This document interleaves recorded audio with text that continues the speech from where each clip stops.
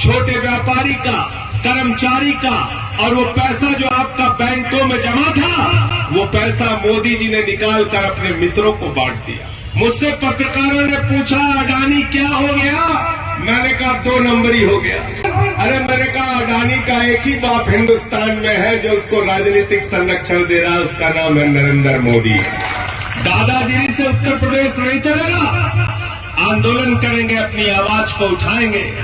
आदित्यनाथ जी, ये व्यवस्था उत्तर प्रदेश में नहीं चलेगी कि तुम्हारे मंत्री मोटा माल लूटे और हमारे बच्चे भात खाए, नमक खाए, रोटी खाए। ये व्यवस्था हम चलने नहीं देंगे। नरेंद्र मोदी जी की जो सरकार है वो हिंदुस्तान के किसानों को कष्ट दे रही है, माताओं बहनों को कष्ट दे रही है, नौजवानों को कष्ट दे रही है, अन्नदाताओं को कष्ट दे रही है, इस देश के आम आदमी को तकलीफ दे रही है। इसलिए सोमेंद्र ढाका अपने आप को तकलीफ देके सरकार से मांग कर रहे हैं कि उनकी तकलीफ दूर करो। और हमारी तकलीफ क्या है? हमारी तकलीफ यह है दोस्तों कि देश का अन्नदाता कहता है हमारे फसल का दाम दे दो, सरकार कहती है पैसा नहीं है। नौजवान कहता है हमको नौकरी दे दो, सरकार कहती है पैसा नहीं है। माताएं बहनें कहती है बच्चों का दूध बहुत महंगा हो गया, आटा दाल चावल भी महंगा कर दिया, दूध दही छाछ पे भी टैक्स लगा दिया। अरे और तो और छोड़ो, कैंसर की दवा महंगी कर दी, टीबी की दवा महंगी कर दी, हार्ट की दवा महंगी कर दी, किडनी की दवा महंगी कर दी, डीजल महंगा कर दिया, पेट्रोल महंगा कर दिया, सरसों का तेल महंगा कर दिया, गैस का सिलेंडर महंगा कर दिया। महंगाई तो कम कर दो मोदी जी। मोदी जी कहते हैं पैसा नहीं है, पैसा नहीं है। लेकिन ये पैसा गया कहां, इसका हिसाब मांगने के लिए आज इस क्रांतिकारी धरा पर आप लोग इकट्ठा हुए हैं। इस मेरठ कमिश्नरी के पार्क में आप लोग इकट्ठा हुए हैं, जहां कभी बाबा महेंद्र सिंह टिकैत जी अपने आंदोलनकारियों के साथ, किसानों के साथ आंदोलन करते थे, जहां कभी भारत के पूर्व प्रधानमंत्री चौधरी चरण सिंह जी आंदोलन करते थे, जहां हमारे मेरठ के तमाम क्रांतिकारियों ने जिस धरा पर आंदोलन किया, यहां पर आंदोलन करके, अनशन करके मोदी जी से आप पूछ रहे हैं मोदी जी हमारा पैसा गया कहां? आपको मालूम है आपका पैसा कहां गया? बैंकों में किसका पैसा जमा होता है? किसान का, मजदूर का, नौजवान का, छोटे व्यापारी का, कर्मचारी का। और वो पैसा जो आपका बैंकों में जमा था, वो पैसा मोदी जी ने निकाल कर अपने मित्रों को बांट दिया। कितना बांट दिया? 11 लाख करोड़ रुपए बांट दिया। जब उनसे पूछा गया संसद में 11 लाख करोड़ रुपए आपने अपने मित्रों को कर्जा दे दिया, कितना पैसा वापस लाए? तो मोदी जी की सरकार ने कहा 86,986 करोड़ रुपए वापस लाए। बोले बाकी क्या हुआ? बोले बाकी बट्टे खाते में डाल दिया, बट्टे खाते में 10 लाख करोड़ रुपए डुबा दिया मोदी सरकार ने। आपके बच्चों के दूध के लिए पैसा नहीं है, लेकिन मोदी जी के मित्रों के लिए 10 लाख करोड़ रुपए लुटा दिया। 10 लाख करोड़ रुपए सोमेंद्र ढाका का अनशन इस बात के लिए है कि वो 10 लाख करोड़ रुपए उनसे वसूल करो और ये पैसा किसानों को दो, मजदूरों को दो, नौजवानों की नौकरी को दो और हमारी माताओं बहनों को महंगाई से छुटकारा पाने के लिए ये मांग कर रहे हैं। एक आदमी अभी 5 दिन पहले उसका समाचार छपा, अडानी नाम है उसका। अडानी दुनिया का दूसरे नंबर का अमीर हो गया। मुझसे पत्रकारों ने पूछा अडानी क्या हो गया, मैंने कहा 2 नंबरी हो गया।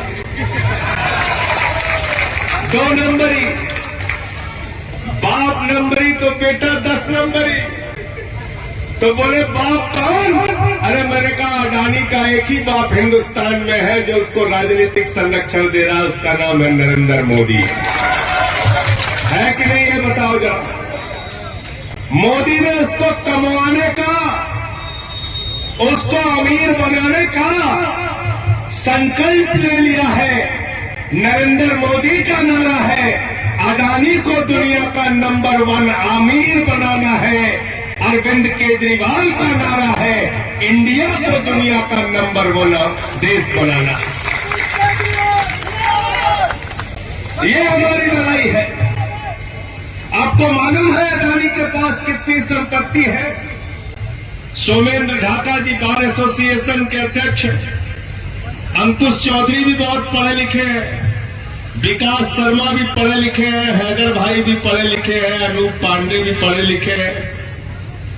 ये सारे पढ़े लिखे लोग मंच पे बैठे हैं। डॉक्टर सचिन शर्मा भी हमारे पीछे खड़े हैं। ये सब पढ़े लिखे हैं।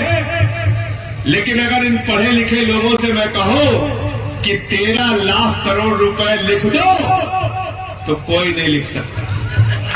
लिख पाओगे?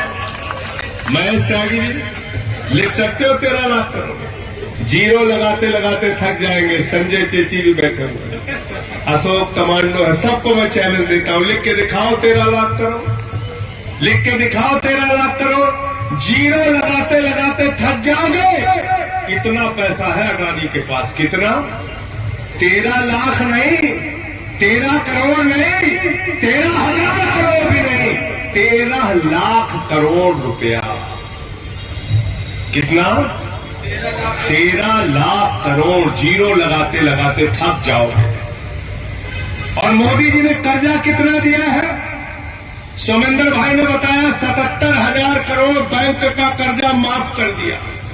और कर्जा दिया कितना है? 2.5 लाख करोड़ रुपए बैंक का कर्जा दिया है।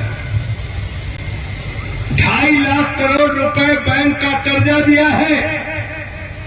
अगर आपको 2.5 लाख रुपए का लोन खरीदना हो, लेना हो बैंक से, 2.5 लाख रुपए का लोन लेने में चप्पल घिस जाएगी। बैंक का मैनेजर दौड़ा दौड़ा के आपके पसीने निकाल देगा।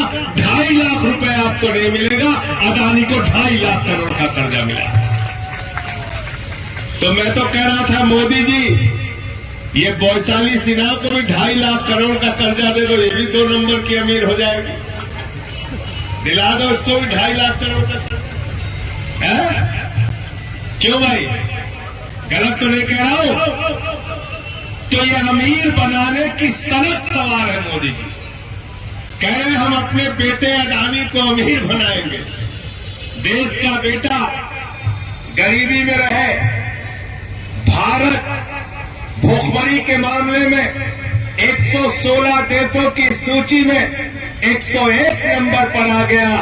और मोदी जी अडानी को दूसरे नंबर का अमीर बनाकर खुश हो रहे हैं।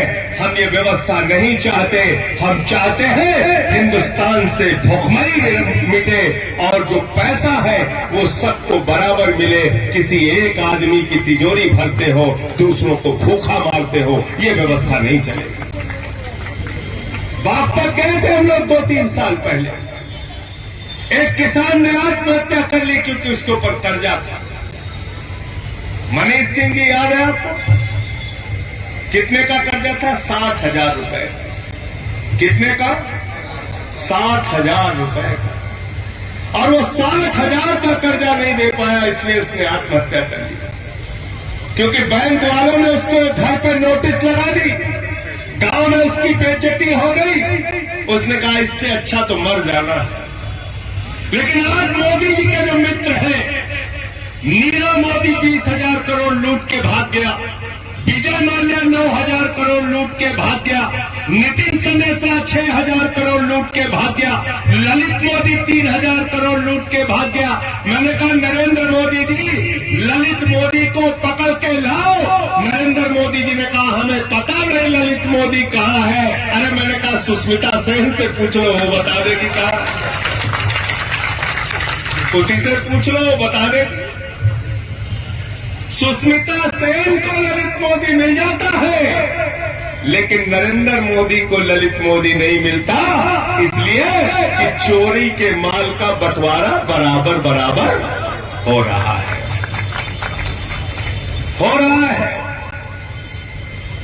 कभी आम आदमी पार्टी के किसी नेता के बारे में पता चल जाए कि उसके नाना जी ने 4 समोसा 10 साल पहले खाया था, पैसा नहीं दिया, तो कहेंगे इसकी सीबीआई से जांच कराओ, इसको फांसी पे चढ़ा दो। कहते नहीं कहते? मनीष सिसोदिया के घर छापा मारो, केजरीवाल जी के घर छापा मारो, बाबा योगी ने मेरे खिलाफ 23 मुकदमा लिख दिया। कहां गए अरविंद बाला? इनके जिले में लिखवा दिया, मुजफ्फरनगर में। मुजफ्फरनगर, मेरठ, बागपत, ओमबीर जी का भी जिला, कोई जिला बचा नहीं। सब जगह मुकदमा मुकदमा मुकदमा। 23 मुकदमा लिखवाया बाबा जी ने मेरे खिलाफ। एक दिन में 9 मुकदमा लिखवाया, राष्ट्रद्रोह का मुकदमा लिखवाया। मैंने कहा बाबा जी 23 नहीं 2300 मुकदमा लिखो, लेकिन संजय सिंह तुम्हारे खिलाफ लड़ता रहेगा, हम कोई चुप बैठने वाले लोग नहीं है। दादागिरी से उत्तर प्रदेश नहीं चलेगा, आंदोलन करेंगे, अपनी आवाज को उठाएंगे और आपसे लड़ाई लड़ेंगे किसानों के लिए, नौजवानों के लिए। जहां जाता हूं लोग अपनी पीड़ा लेके आ जाते हैं। कई ऐसे नौजवान हैं जिनका दरोगा में भर्ती नहीं हुआ, सिपाही में भर्ती नहीं हुआ। कई ऐसे बुनकर समाज के लोग हैं जिनका व्यापार बर्बाद हो गया। कई ऐसी हमारी शिक्षा मित्र माताएं बहनें हैं जिन्होंने सिर मुड़वा के सरकार के खिलाफ प्रदर्शन किया। कहीं बुलंदशहर में कौशल चौहान की कहानी है, जो शिक्षा मित्र अपने बच्चों का पालन पोषण नहीं कर पाया तो ट्रेन के आगे जाकर अपने आप को मार लेता है, अपनी आत्महत्या कर लेता है। ये दुश्मनियां, ये कहानियां, ये तकलीफें, ये पीड़ा हिंदुस्तान की सच्चाई बन गई है। आज हमने अभियान शुरू किया सेल्फी विद सरकारी स्कूल, और यह अभियान तब शुरू किया जब बाबा आदित्यनाथ जी ने कहा उत्तर प्रदेश के सरकारी स्कूल को हमने कॉन्वेंट बना दिया है। हमने बागपत का स्कूल दिखाया, हमने मेरठ का स्कूल दिखाया, हमने सहारनपुर का स्कूल दिखाया, हमने बुलंदशहर का स्कूल दिखाया, हमने उत्तर प्रदेश के तमाम जिलों के स्कूल दिखाए जहां पर बिल्डिंग नहीं थी, टाट पट्टी पर बच्चे बैठ के पढ़ रहे थे, उनको नमक रोटी खाने के लिए दिया जा रहा था, उनको सूखा भात खाने के लिए दिया जा रहा था। आदित्यनाथ जी, ये व्यवस्था उत्तर प्रदेश में नहीं चलेगी कि तुम्हारे मंत्री मोटा माल लूटे और हमारे बच्चे भात खाए, नमक खाए, रोटी खाए। ये व्यवस्था हम चलने नहीं देंगे। इसलिए मैं आम आदमी पार्टी के कार्यकर्ताओं का आह्वान करना चाहता हूं, हम अपने बच्चों को नमक रोटी खाने नहीं देंगे। स्कूल की बदहाली के खिलाफ आंदोलन करना होगा और उत्तर प्रदेश के सरकारी स्कूलों को ठीक करने की लंबी लड़ाई हमको लड़नी होगी। अभी कल खबर पड़ रहा था गंगा मैया के नाम पे भ्रष्टाचार, गंगा मैया की सफाई के नाम पर करोड़ों का घोटाला। नदियों की हालत जाकर देख लीजिए, हिंडन में आप जाकर देखिए, गंगा नदी में, प्रयागराज में, काशी में जाके देखिए गंगा की हालत। गंगा रो रही है, उसमें नाले छोड़े जा रहे हैं, गंगा को प्रदूषित किया जा रहा है। प्रदूषण ठीक करने के नाम पर हजारों करोड़ रुपए निकाल लिया जा रहा है और मोदी जी कहते हैं गंगा मैया ने बुलाया है, हम गंगा मैया साफ करेंगे। गंगा मैया नहीं साफ कर रहे हो मोदी जी, गंगा मैया के नाम पे रुपया साफ कर रहे हो, रुपया। गंगा मैया के नाम पे रुपया साफ हो रहा है। फर्जी नारों में आपको फंसा के रखते हैं, हिंदू मुसलमान, हिंदू मुसलमान। भाजपाइयों के पास आपकी समस्या का कोई समाधान नहीं है। आप रोजगार मांगते हो, कहते हैं हिंदू मुसलमान। आप फसल का दाम मांगते हो, कहते हैं हिंदू मुसलमान। आप अच्छी सड़कें मांगते हो, कहते हैं हिंदू मुसलमान। इनके पास एक ही फॉर्मूला है, नौजवान कहता है नौकरी दे दो, भाजपा कहती है नौजवानों तुमको लाठियों से पिटवाएंगे, जेल में भी डालेंगे, पीठ लाल कर देंगे मार मार के, लेकिन वोट बीजेपी को देना, क्योंकि हम मुसलमानों को ठीक कर रहे हैं। गलत तो नहीं कह रहा हूं, गलत तो नहीं कह रहा हूं। किसान भाइयों, तुमको फसल का दाम नहीं देंगे। अन्नदाताओं, कर्ज के बोझ के तले दब के आत्महत्या कर लेना, लेकिन मरने से पहले अपने परिवार को बोल के जाना, वोट बीजेपी को देना, क्योंकि हम मुसलमानों को माताओं बहनों, भले ही महंगाई से तुम्हारा चूल्हा ना जले, भले ही महंगाई के कारण बर्बाद हो जाना, लेकिन वोट बीजेपी को देना, क्योंकि हम मुसलमानों को। व्यापारी भाइयों, मक्खी मारते रहना, भले ही तुम्हारा व्यापार बर्बाद हो जाए, सड़क पर कटोरा लेके घूमना, लेकिन वोट बीजेपी को देना, क्योंकि हम मुसलमानों को। देश के लोगों, कोरोना की महामारी में भले ही लाखों की संख्या में मर जाना, नदी के घाट पर भले ही चीखते हुए कुत्ते तुम्हारी लाशों को नोचते रहे, लेकिन वोट बीजेपी को देना, क्योंकि हम मुसलमानों को ठीक करते करते इन बेईमानों ने पूरे देश का बंटाधार कर दिया, बंटाधार कर दिया। मोदी जी कहते हैं भारत माता की जय, हम भारत की रेल बेचे। कहते हैं कि नहीं कहते? भारत माता की जय, हम देश का कोल इंडिया बेचे। भारत माता की जय, हम देश का steel authority of India limited बेचे। और अरविंद केजरीवाल क्या कहते हैं? भारत माता की जय, हम अपने बच्चों के लिए स्कूल बनाएंगे। भारत माता की जय, हम अपने बच्चों के लिए अस्पताल बनाएंगे। भारत माता की जय, हम अच्छी सड़कें बनाएंगे। हम अपने बुजुर्गों को तीर्थ यात्रा कराएंगे।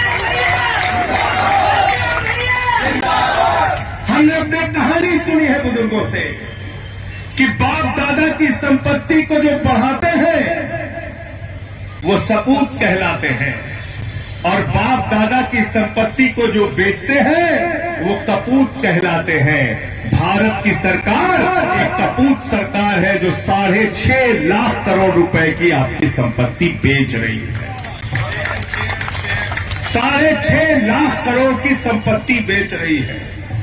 रेल बेच रहे हैं, सेल बेच रहे हैं, कोल इंडिया बेच रहे हैं, LIC बेच रहे हैं, बैंक बेच रहे हैं, सड़क बेच रहे हैं, बिजली बेच रहे हैं, पानी बेच रहे हैं, BPCL बेच रहे हैं, FCI बेच रहे हैं, पूरा हिंदुस्तान बेच रहे हैं।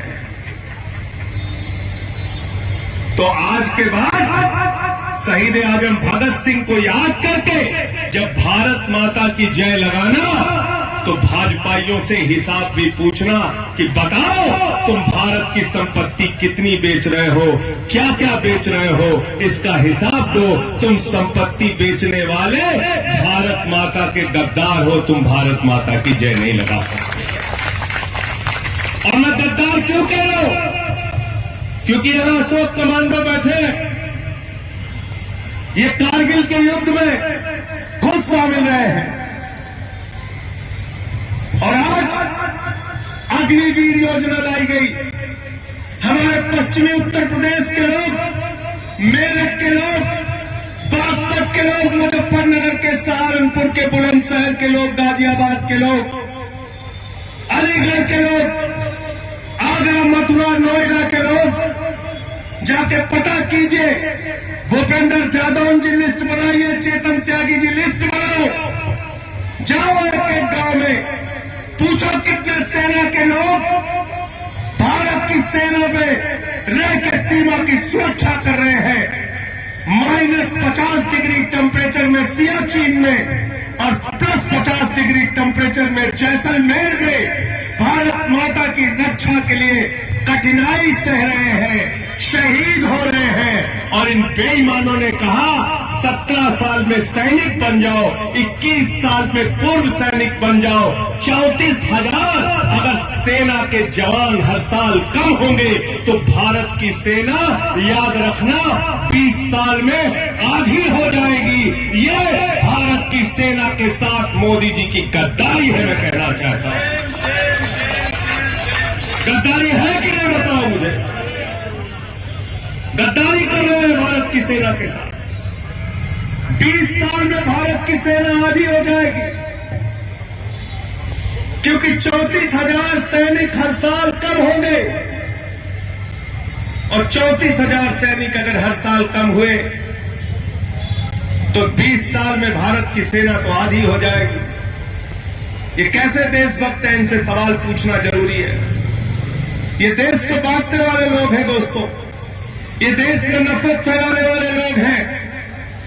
ये भारतवर्ष गंगा जमुनी तहजीब का देश है, हम मिलीजुली संस्कृति वाले देश है, विविधता में एकता भारत की विशेषता है। यहाँ अलग अलग भाषा, अलग अलग जाति, अलग अलग धर्म के लोग एक साथ मिलकर रहते हैं। ये वो मुल्क है जहाँ बिस्मिल्लाह खान की सहनाई संकट मोचन के मंदिर में गूंजती है। ये वो मुल्क है जहाँ मलिक मोहम्मद जायसी पद्मावत लिखते हैं। ये वो मुल्क है जहाँ रस खान को पढ़कर हम भगवान कृष्ण के बारे में जानते हैं। ये वो मुल्क है जहाँ मोहम्मद रफी गाना गाते हैं, सुख के सब साथी दुख में न कोई, मेरे राम तेरा नाम एक साचा दूजा ना को।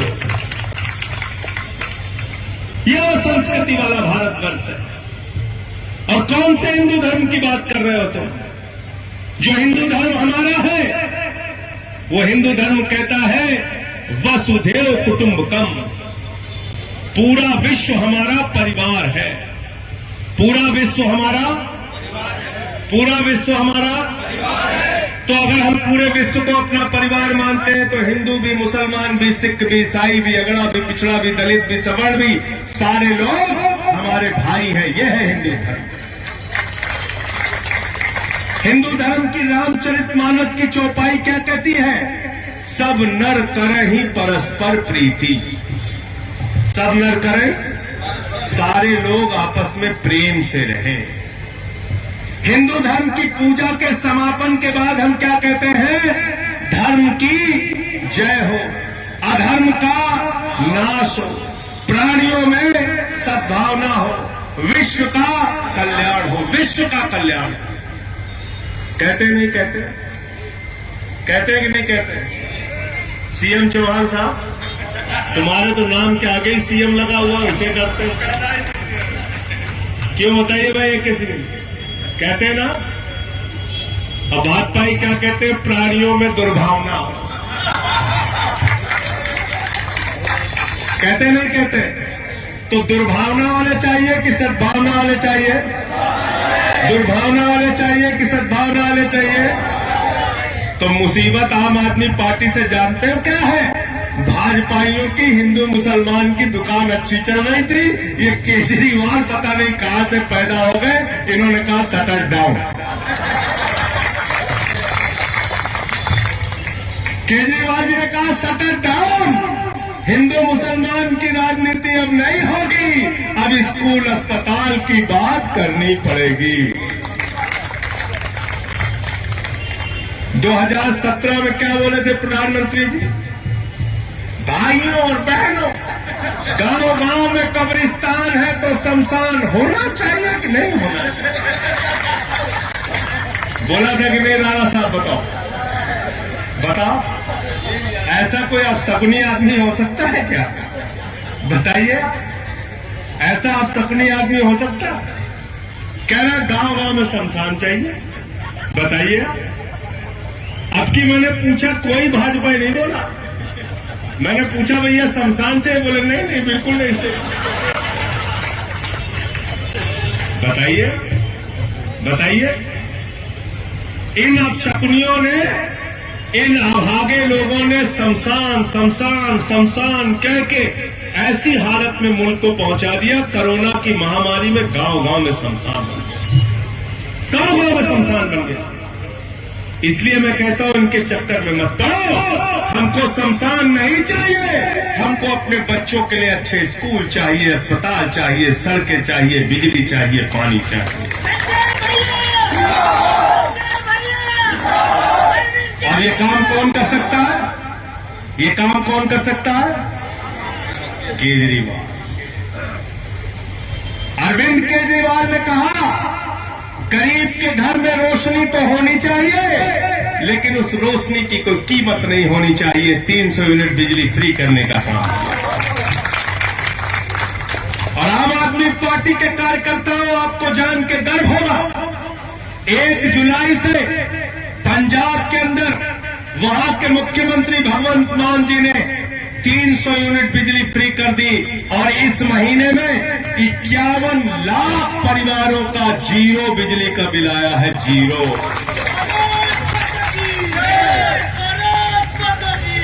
दिल्ली और पंजाब में नारे लग रहे हैं कि बिजली का बिल है जीरो और केजरीवाल भगवंत मान है हीरो। ये नारा लग रहा है। बुजुर्गों को तीर्थ यात्रा कराती है केजरीवाल जी की सरकार। पीने का साफ पानी निःशुल्क देती है केजरीवाल जी की सरकार। माताओं बहनों के लिए बस की फ्री यात्रा देती है केजरीवाल जी की सरकार। और फरिश्ते स्कीम लेके आई दिल्ली के अंदर। कहा अगर किसी का एक्सीडेंट हो जाए तो छोड़ के भागना मत, उसको उठाना, अस्पताल पहुंचाने का भी 2000 रुपए सरकार देगी और इलाज में 50 लाख भी खर्च होगा तो सरकार देगी। बताओ हिंदुस्तान में कहां है ऐसी सरकार? इसलिए साथियों और दोस्तों, डरे हुए हैं गुजरात से, क्योंकि गुजरात में भी केजरीवाल जी ने कह दिया जैसे पंजाब में 300 यूनिट बिजली फ्री, ऐसे ही गुजरात में सरकार बनाओ, वहां भी बिजली फ्री कर दी जाए।